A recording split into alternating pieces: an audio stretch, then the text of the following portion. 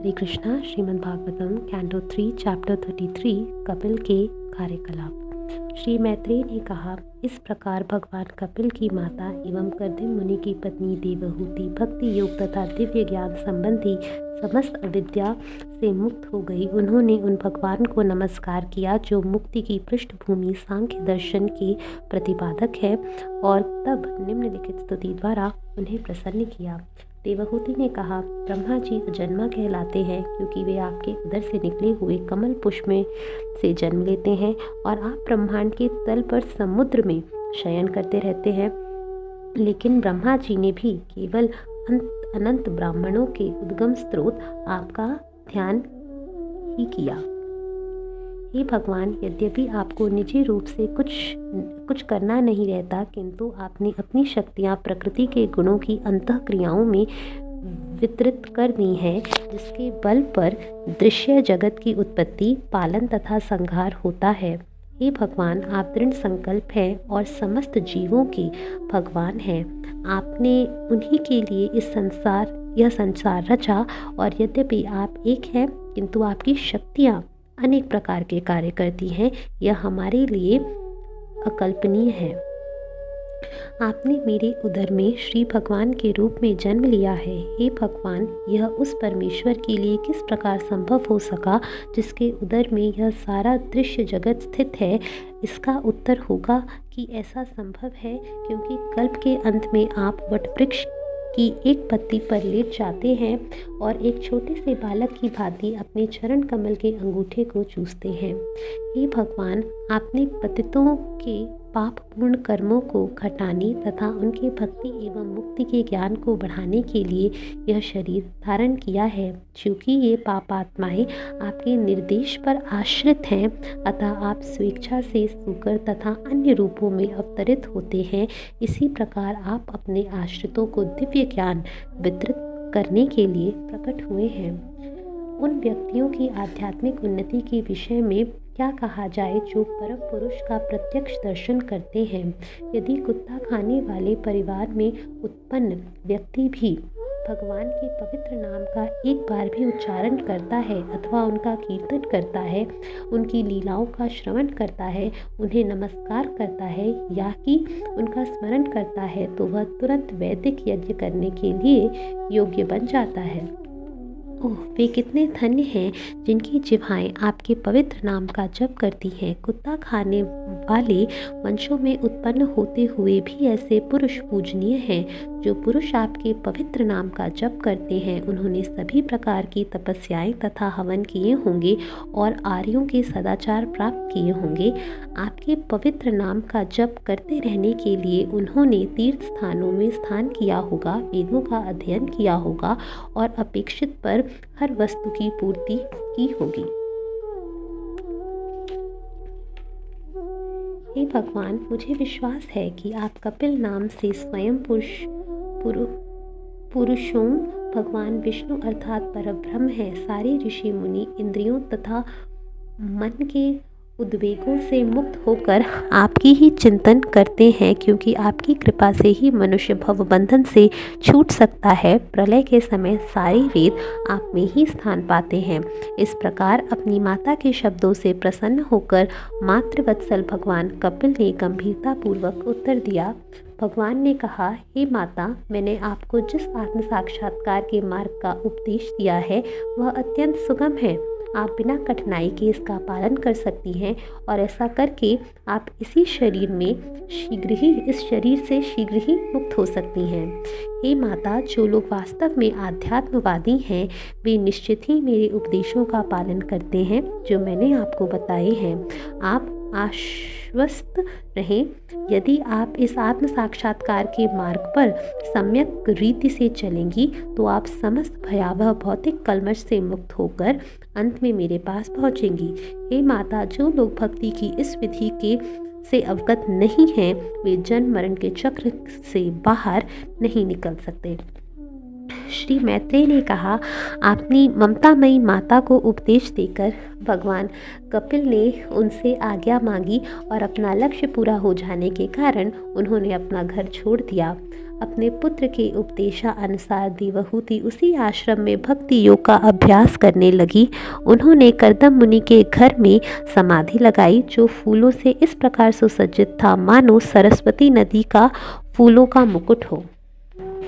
वह तीन बार स्नान करने लगी और इस तरह अपने घुंघराले काले काले बाल क्रमशः भूरे पड़ गए। तपस्या के कारण उनका शरीर धीरे धीरे दुबला हो गया और वे पुराने वस्त्र धारण किए रहीं। प्रजापति कर्दम का घर तथा उनकी गृहस्थी उनकी तपस्या तथा योग के बल पर इस प्रकार समृद्ध थी कि उनके ऐश्वर्य से आकाश में विमान से यात्रा करने वाले लोग भी ईर्ष्या करते थे। यहाँ पर कर्दम मुनि के घरेलू ऐश्वर्य का वर्णन हुआ है। चादर तथा चटाइयाँ दूध के फेन के समान श्वेत थीं।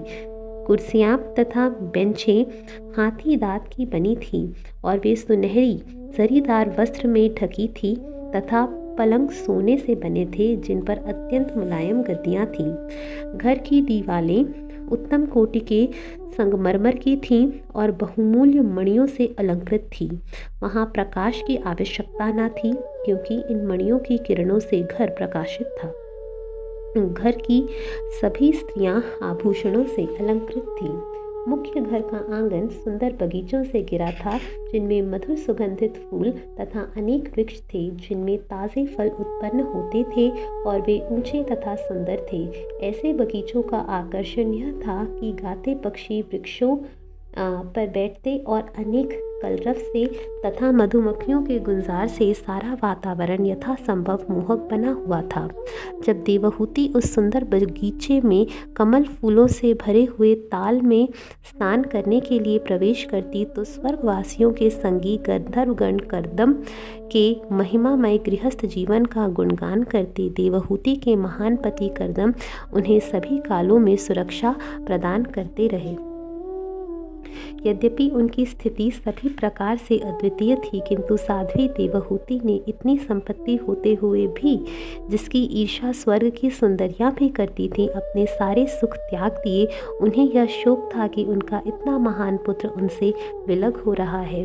देवहूति के पति पहले ही गृह त्याग करके संन्यास आश्रम ग्रहण कर लिया था और तब उनके एकमात्र पुत्र कपिल ने घर छोड़ दिया। यद्यपि उन्हें जीवन तथा मृत्यु के सारे सत्य ज्ञात थे और यद्यपि उनका हृदय सभी प्रकार से मल से रहित था, किंतु वे अपने पुत्र के जाने के इस तरह से दुखी थी, जिस प्रकार की बछड़े के मरने पर गाय दुखी होती है।